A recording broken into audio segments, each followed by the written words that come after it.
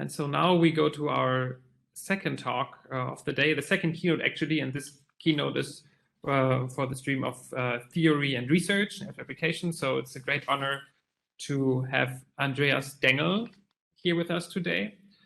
Andreas Dengel, Professor Andreas Dengel is Executive Director of the German Research Center for Artificial Intelligence, the DFKI, in Kaiserslautern, and head of the research area for smart data knowledge services at DFKI. He's also a founder and director of the Deep Learning Competence Center at DFKI. And since 1993, he's a professor at the Department of Computer Science at the University of Kaiserslautern.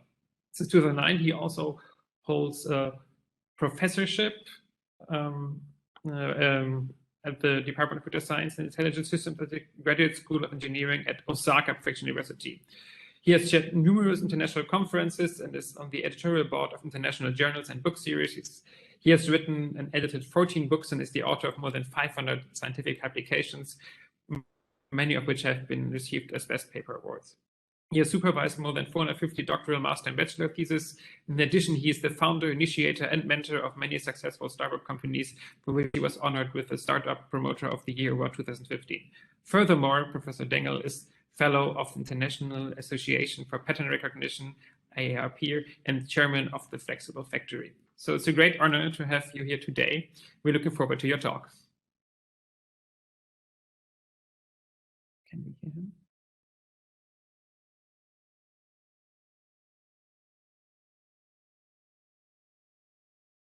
We can't.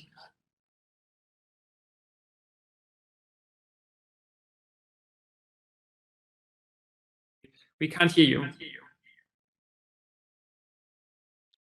Ah, he's still on mute. Yes.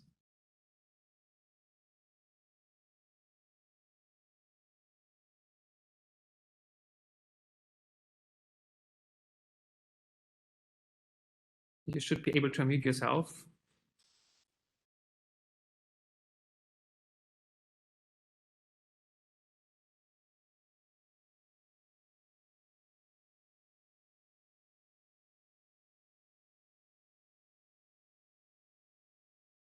Okay, so it's still not working somehow.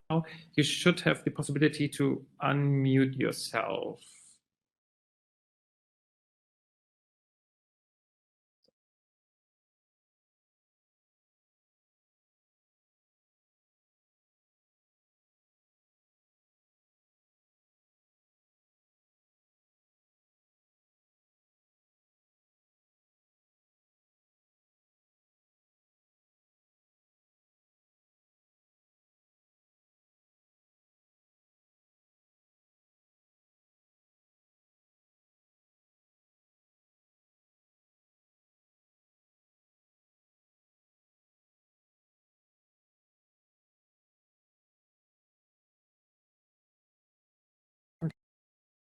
We send a request to so that you can unmute yourself. There should be an unmute button. So then you can get started.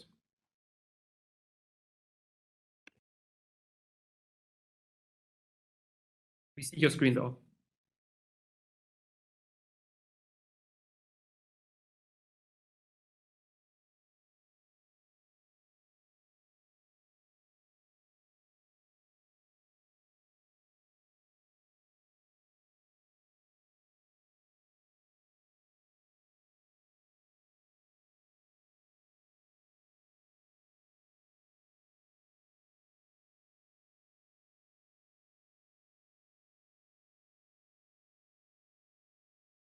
Can you hear us at least? Can you do a thumbs up? Just can you hear us? Okay, you can hear us, but sort of there should be an unmute sign, like a small microphone somewhere in WebEx.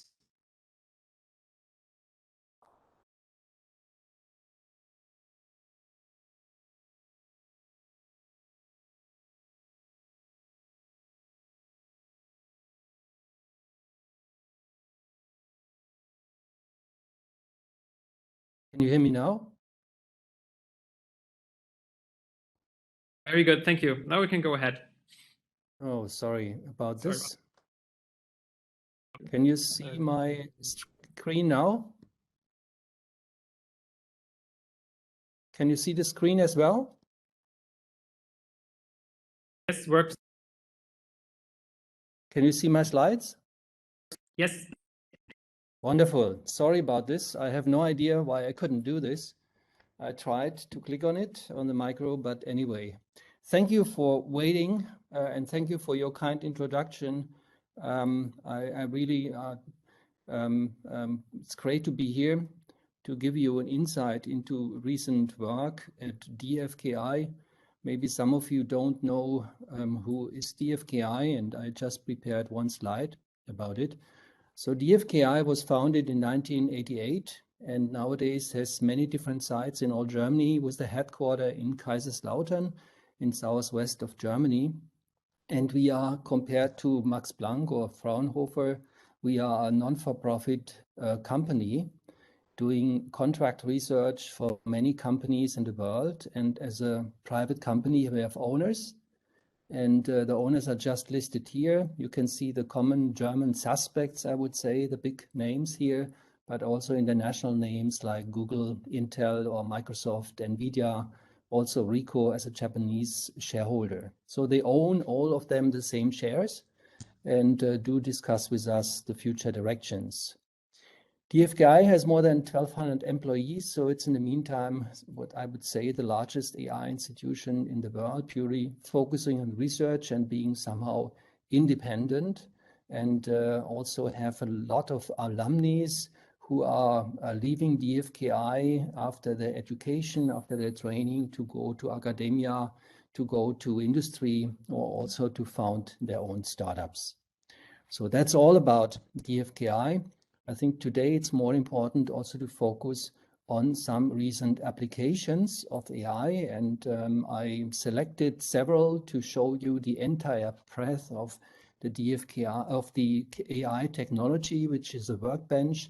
So I will start with enterprise knowledge graphs, which is a semantic network, which is coming up nowadays through the internet and the rise of the technology at the internet. I will also talk on the topic of augmented learning, on smart Earth observation, of course, and finally also on the way how we can identify emotional aspects in multimedia information, so from a perspective of a subject. So let me start with the idea of knowledge graphs. This is, as I mentioned already, an old technology compared to the idea. It's coming from the semantic network idea from the 1950s. But through the internet and through the different evolution steps of the internet, there was a big statement also made by the founder of the internet, namely by Tim Berners-Lee, who mentioned that there is a certain need for a semantic web in which it's possible also to link data in between and also to define the meaning at the link, what holds a kind of relationship between the various nodes. And this was the starting point in the early 2000s when people thought about it. How can we enrich the layers from XML from HTML via XML towards a new layer which allows us to describe a unique meaning of any type of resource. And so many people in the world thought about it and started to work. So the basic idea behind this is, the basic idea behind is that we have a kind of node. This is called a resource. And the relationship between this resource and other resources expressed via a link. And the link has a certain label, and this label has therefore the meaning which holds between the two nodes. And this is developed towards a WWW standard. So the consortium of the World Wide Web is dealing with this through the initiative of Tim Berners-Lee, and therefore describes language. One of important is RDF, the Resource Description Framework, which allows us to very easily address semantic via simple sentences, so-called triples. And these triples are composed of a subject, a predicate, and an object. So if you look at an example here, you have Dfki is located in Kaiserslautern. So we have a subject, a predicate, and an object. And we can have this triple as a kind of anchor point and also address new relationships. For example, there is a person who is named Andreas Dengel who is working for Dfki. So we have another triple which is also related in this network. And you might ask, okay, who is Dfki? Maybe you haven't heard about it. So Dfki has a meaning. And this meaning is then also addressed via just introducing the URI to make it unique. So we have a HTTPS address on the web, which shows you what you are meaning, because this is a unique address and this holds for any resource in the entire web. And the same holds for the city of Kaiserslautern, who has a website, for example, so an address where you can access this resource. And the same holds for the person here, namely myself, who has maybe a website. And this makes this little graph very unique in its meaning, because you show relationships between unique nodes anywhere in the world. And then you can start to also categorize your world into different, well, classes, namely why, who, when, where on an abstract layer, or in our case, we have persons, events, locations, topics, maybe projects and other things. And you can just tell the system that Dfki is a company or a research institute, whatever. But Kaiserslautern is a city and Andreas Dengel is a person. So you have a very small network showing the meaning between all the various nodes where you have instances and classes. And this is the basic idea behind this, well, semantification of the web, where everything can be described in the same way. And this leads at the end to a big so-called linked open data cloud, which was the result when Tim Berners-Lee asked to work on such a semantic web, and many people in the world did this. And this results in many different aspects, namely that we can represent any resource in the same way. And even Wikipedia could be represented, and there is a semantified version of Wikipedia. Namely, we have the DBpedia, for example, you can Google for that, where we have such a description for all meaningful sentences described in Wikipedia. But this also was important for the big companies like Amazon or IBM or Google or Facebook, because linked open data means that you can have an access to the data for free and therefore could also complement your own technology by this linked open data, by the semantics represented in these networks. And so Google did, for example, develop the Hummingbird search based on linked data, where in this right part of the search, you can see the results of just exploring such a graph. So neighborhoods of something. So if you enter, for example, the name of Donald Trump here, Donald Trump is a node in the network, and this node has semantic relationships to its neighbors. And so this exploration results in this additional information about Donald Trump.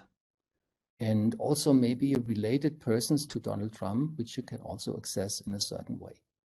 So what you can do on the web, you can also do on your own computer, because it's a standard. And any computer is able to understand the standard. So everything which is accessible and has a URI, which is almost everything, you can access via your own computer and also build your own applications based on this idea of the semantic web. And that's what we did, for example, in real settings. For example, this is in real estate, where we have an application of one of the big energy providers in Germany, where they have different real estate. And you can imagine in such a company, data about real estate is distributed. This is a dashboard, what you can see here, which is accessing data from various resources. namely from databases, from net directories, from Excel, from outside information system, from even Google Earth in the middle, and also from the cloud. And because this is accessible via URIs, you can combine them together in one single interface for the user. So you have information about the site here, about the cadastre office, about the land register, about the recent documents, about plans, about this specific building over here, related documents, important numbers, and also information about the ownership. And this is coming from different devices or heterogeneous databases and repositories, but combined through linked data in one dashboard. And underlying or behind this dashboard, we have the knowledge graph. And as a result, if any new document is coming in, we can just analyze the document, maybe just if it's readable text, you can do it on the text, or you can also apply optical character recognition if it's an image. But at the end, the system is able to extract relevant data from the document and integrate this data into the knowledge graph. So which means that you have links from the knowledge graph into the document and back from the document into the knowledge graph. So the document content becomes a part of the entire knowledge graph. This could also be implemented as by means of a chatbot. And the chatbot, you can start and ask questions.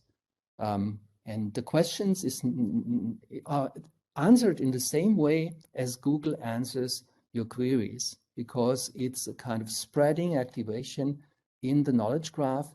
Say that the typical keywords in the question are taken, and then the neighborhood is analyzed around the nodes to give the right answers. And this works pretty well. So as a means for that, this is a real application which is now used for about 60 people in the company, and they navigate through these dashboards. And we are also working on an extension on this, namely also in collaboration with a French company on handwriting recognition, where we use just pens, and the pens have acceleration sensors inside. And while writing, we are able to recognize the handwriting, and also are able to recognize named resources we already know in the knowledge graph. For example, here the names of Markus Weber. They are also listed over here, all the known names in this document. We can also combine this with other linked open data nodes, namely the DBpedia I just mentioned. So the Wikipedia is a modified version, and therefore also have access to the relevant information of nodes to give explanations of the handwriting recognition results. So easy combinations of linked data, handwriting recognition, and open data in some of the repositories. This is a collaboration we have together also with Wacom on their tablets. My second application today is about augmented learning, where we have different settings here, and the workers are staffed with sensors and in many cases also classes. And they are working together with digital assistants, which help them to understand or even to do things. And this is based on an idea we generated already more than 10 years ago, called iBook, where we had the basic idea that the book knows how and where it is read at a time, and therefore was able to react. And this is based on eye trackers. So if you read the book, for example, and you are at a certain point, like in this left upper window, and you can't understand the word, you could use an eye gesture to just access Google Translate and to receive the German translation of this. Or we also embedded here on the upper right window, as soon as you read a certain passage in the document, we also can display figures pictures, etc., or even also have access to DBpedia or Wikipedia information to explain certain terms in the document in more detail. We further, in the lower right window, are able to recognize whether a person is carefully reading or just skimming. So if she or he is skimming, we could also just graying the not so relevant words to just support the fast reading here. And this idea is also then based, integrated into a system for education. So this is education in physics. You can see the bubble in the central window over here. This is just to see what the reader is doing. And the reader can, while reading, get certain additions or augmentations of the text to get a better insight in what is behind the facts or the knowledge which is described in the text. So you can get audio explanations, you can get different diagrams, but many videos. And this augmented learning could also be used in settings of factories, for example, where you have maybe maintenance engineers and they are coming to devices which they are not familiar in detail, but they could have access to augmented manuals, which help them to understand and how to do things. And these manuals are generated via experts, which show how things could be done, and then automatically segmented into tasks, and then added by some signs and signals to give these maintenance engineers at their site where they have to do the task some support. And I show you how this works. So this guy has a Google Glass, comes to the device, and there is a layer which is now trying to find the right object to fit the real image to the layer and tells what has to be done. So he has to pull down all these switches, all the three, and you can see this red cross. At the same time, the AI system is now controlling whether the task is already solved, but not yet. So the system, even after or just after when he's finished, then it is done. So next step is just to pull down the device, and now look at the hand. This is also a feature.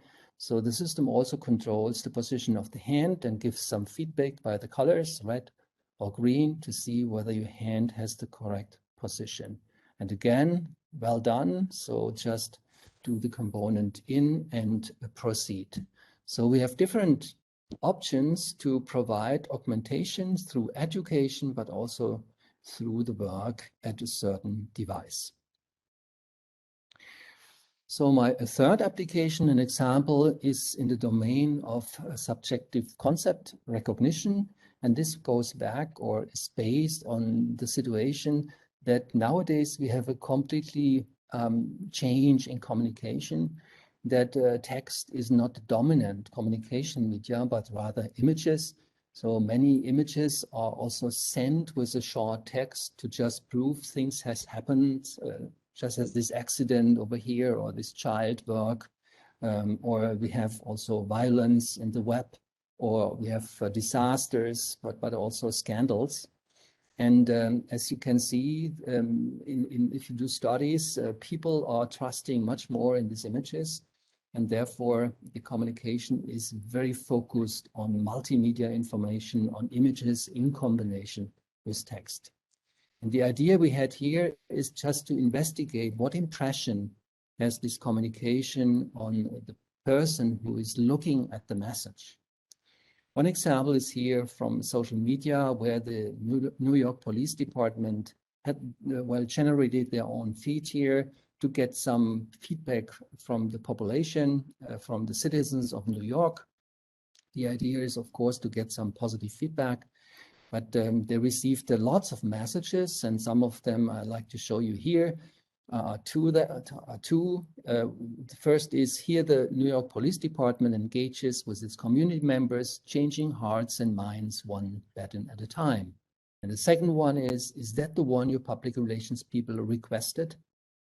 So what I want to say here is, if you just purely look at the text, it's quite hard to guess what emotions are behind. But if you combine it with the images, you can see the entire message, which is captured in both of these modes. And so it's quite important to look at the images and to get a certain understanding what's shown in the images. Another example is here. This is in ads placement, where we have crawlers. The crawlers go through the web and they look for pictures and videos. And if they find something like dog here, you can earn money. Yeah, you can just put your own advertisement over there to just show your products. The problem is only that a dog is not a dog. Yeah, because there are different dogs, and the images of dogs could express completely different things. So on one hand side, you have the scary type of dog. On the other side, you have the cute dog. But what you can see here, just an adjective is a quite important means to address emotions. And therefore, we try to take this combination of adjective noun pairs and try to develop classifiers to identify such emotional concepts in pictures. And this is based on a sentiment ontology, a visual one where we could enter pictures, and then the picture is analyzed via the concept classifier, and we see what at the end comes out. And in this ontology, we have about 2,000 different concepts here, like the ones showed here: the scary dog, the heavy snow, dirty shoes, nice beach, or sweet cake. So you can see they are either positive or negative. And we combine this approach with a psychological model called the Wheel of Emotions. This was developed by a guy called Plutchik. Just try to have these 8 dimensions and relate emotion and color. And this was proven through experiments and a widely used model. And with these 2 aspects, we then took the largest data set accessible for research. This is the YFCC 100 million data set. This is about 80 million of pictures from Flickr and about 20 million videos via Yahoo. And all of this data is labeled. So an excellent basis for the training of a deep neural network, which we did at the end. And so we can enter any unknown picture to that. And because the labeled text has a lot of emotional concepts, as I showed you before, we can ask the system, what do you see? And the system comes back then with this proposal here, the top 5. I can see a stormy mountain, a stormy coast, but also a misty hill, for example, in here, and many other things. But we ask what happens here, and why do we see different things in this picture? This might be also hold for human beings who look at the picture and then give you a guess.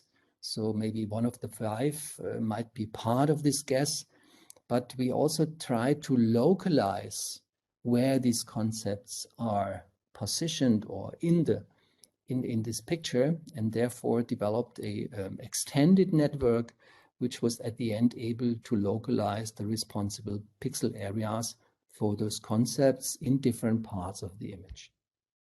As a result, we could develop a system where you can upload your pictures, and then in the combination of conjunctions and prepositions, we do a captioning, an effective image captioning of any type of image.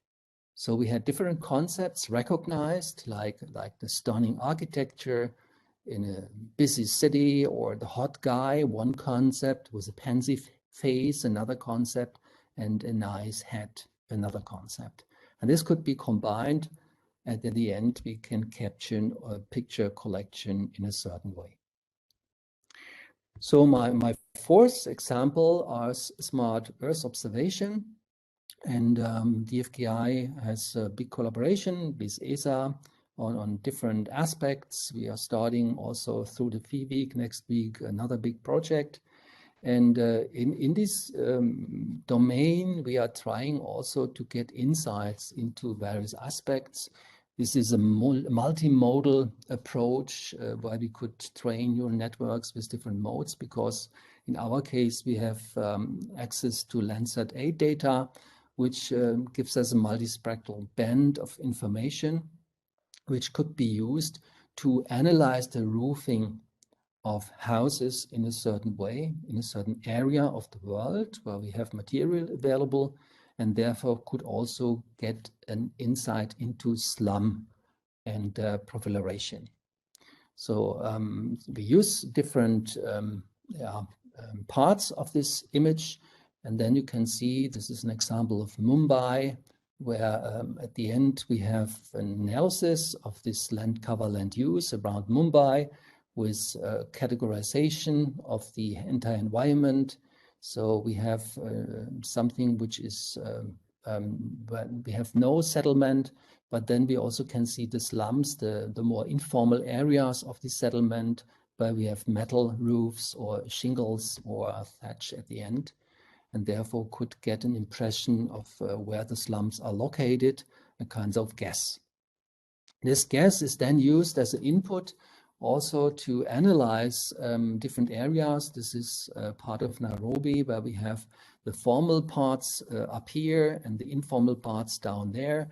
But we also have this river going through Nairobi, and this river has at a certain time of the year high water, flooding, and therefore also have certain risk for households which are around this river. And through the combination of topological maps and also to methods which are described in the Atlas of Human Planet, we can guess the number of households and also the number of people which are affected. At one hand side, define a kind of risk map here, but also could, as a forecast, show the rescue people how long they could use certain roads during such disaster times. We also combined this technique from the bird eye view from the satellites with the grassroots view, where we analyzed the social media. In our case, the tweets, where people send messages through the tweets, messages which capture emotional information, but also pictures. And you can see the most important pictures which are sent around. We have texts with some sentiment measurement inside. We could describe the geographic distribution of messages, the temporal peaks when people feeded or twittered here around. And we have the satellite view, where we have the vegetation, the burned area, and the residential area in one dashboard, which we call Deep Eye, to provide to also the fire workers and the rescue people as a kind of monitor to have further insights. All right, so these are about 4 different applications I selected for today's presentation. For me, as a researcher, it's quite important that the most important aspects of the AI is not to replace human beings, but rather to help us to reduce complexity. Therefore, AI is something like an intelligence amplifier, which is able to complement our thinking and also to give us new insights into highly complex data dimensions. Thank you very much. Thank you. This was really an impressive talk, and you were exactly 30 minutes, so that's also quite an accomplishment. And I got already quite some feedback in the chat. I mean, people are still saying they're really scared about what they learned from the property example, so all the data you could find. So this is really something that's just in people the power of what this is about. And also, I mean, especially from the industry perspective or the high-tech production, extremely interesting sort of the augmented glasses. How could you actually do, especially in special technology or in semiconductor production, use this kind of augmented reality? This is really impressive for us to see, and certainly something that is going to be having a heavy influence in all our production. Let me just see. So I have a question coming in from Andreas Schindler. He works with Merck, and he says, with the emotional and social analysis capabilities, would you see a chance to have a better social age-appropriate Google search results for kids, for example? Yeah, absolutely. The first point would be to really categorize the information, what should be visible for kids and what not. So most important aspect is the lack of training, training data at the end. If you would have pre-selected labeled data, which gives us an insight of what should be shown and what not, we could develop appropriate systems, especially because we have a very powerful pre-trained network. So the amount of data is not the question anymore, because we can also train the data with less data through transfer learning. Just the last layers could be adapted for certain applications, which we already did, not in this case, but for other cases. Okay, thank you. And then there's also the question from Michael Rayner here from Merck. Do you think that the knowledge graph technology is similar to the human brain in the way it works associatively? So if so, it must have enormous potential to develop over the next years. Is this something? Yeah, this is absolutely true. We did several studies also in the context of text understanding. And if you share the context with your own information butler, and this is what we have at the end, that you as the expert of a working environment or a certain topic of interest, whatever, you share the context with your system. And the system is continuously adapting to your own thinking and association. And therefore, it's very easy to communicate with the system, because it's just really, in this case, it's a cognitive power amplifier that would give you insights or help you to remember, and also give you associations which you made explicitly over time through semi-automatic labeling, but you forgot. Okay, yes. Okay, that's very interesting. And then one other question is a bit broader. It's what could be so-called dark aspects of these capabilities if they're used by the wrong sort of like government or institution? Sort of like thinking ahead. This is also something that I think about when I think about the ethics piece of my work. You mean the knowledge graph specifically, or which one? All of them in the end. So, but sort of the. Oh yeah, well.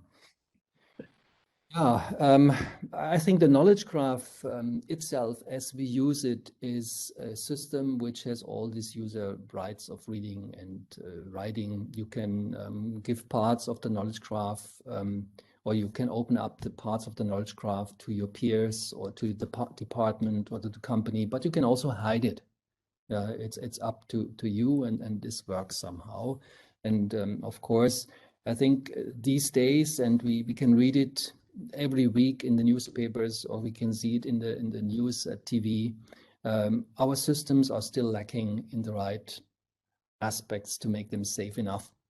Because there are still some backdoors which you can use to enter systems and to damage something, the data or the behavior of the system at the end. And through the complexity of technology on which we depend, it's quite important to also address this topic in much more depth, in order to provide also the rules and the laws at the end to give penalties to those who do it. But manipulation is a quite important aspect, and it's not only the technological manipulation, but it's also manipulation through technology. And we have another question that really goes, that comes from Leander, he's called, and he also talks about, can these advancements help mitigate disinformation vis-a-vis social media, for example? Excuse me, the beginning of the question, can you repeat? Can these advancements help mitigate disinformation vis-a-vis social media? Yeah, well, some years ago, I have to say, already, we developed a quite nice news verifier. This is to identify fake news and to also not only from the text, but also multimedia, because we compared images and URIs and etc. etc. Unfortunately, my PhD student became pregnant twice after a certain time, and after that decided to concentrate on her kids. And so we could not follow, but if you Google for news verifier, you might find a nice video, which is made by TV, to see what we did at the time. And yes, I would say we can use such technology as well.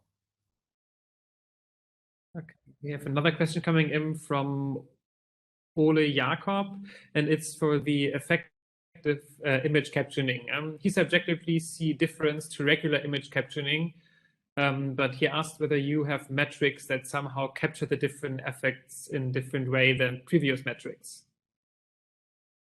Yeah, we compared the system to many other approaches in a certain way. But this is work together with CMU and Columbia University mainly at the end, joint work on that. And there are differences because we had this enormous data set of 100 million labeled data, and therefore rich information to really see which emotions work, which emotions are frequent enough, and which emotions also show polarity. And this provides us a selection of about 2076, I guess, emotional concepts, which are very unique, but could be also used in order to instantiate, for example, an emotional tagging of videos. So you can not only search via metadata for actors or for genre, whatever, but rather for taste, because you might have a certain taste on what is shown, and you can also search for that via these emotion concepts. Okay, very good. Thank you. Okay, so if there's still more questions, I mean, your Q&A people might reach out to you. I mean, you showed your displayed information very nicely, and obviously I think there's many people that saw the interest, especially from the industry side, and how can we actually apply those to our daily work. So that's going to be a interaction looking forward. So thank you very much again for taking the time today and give us this really nicely visual talk. And I mean, I can still get comments that how informative they found this and how they're fascinated by this. And another one is writing how scared he is by the property example. So this really made an impression on people. So thank you very much, Professor Dengel. And yes, for everybody else now, we're going to have a short break. We have 15 minutes. So shortly before 11:30, we'll continue our talk. So have a good afternoon. My pleasure. Thank you.